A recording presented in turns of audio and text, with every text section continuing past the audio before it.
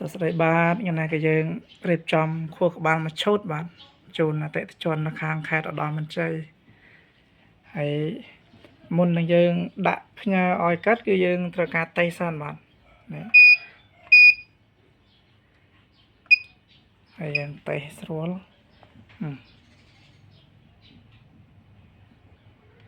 ខួរក្បាលនេះគឺយើងបកកេះថ្មីមួយឈុតបាទមានខួរក្បាលនេះមួយ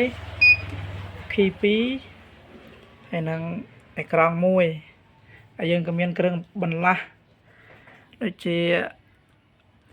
ប្រភេទស្លាប៉េវ៉ាន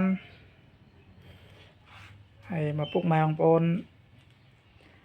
ខូចតំណែងជួសជុលក៏ជួសជុលដូរថ្មីក៏ដូរថ្មី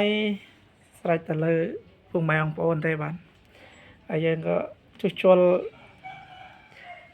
ច្រើនប្រភេទដែរមានរួមមានទាំងទូទឹកកកម៉ាស៊ីនបកខោអាវគឺយើងធ្វើច្រើន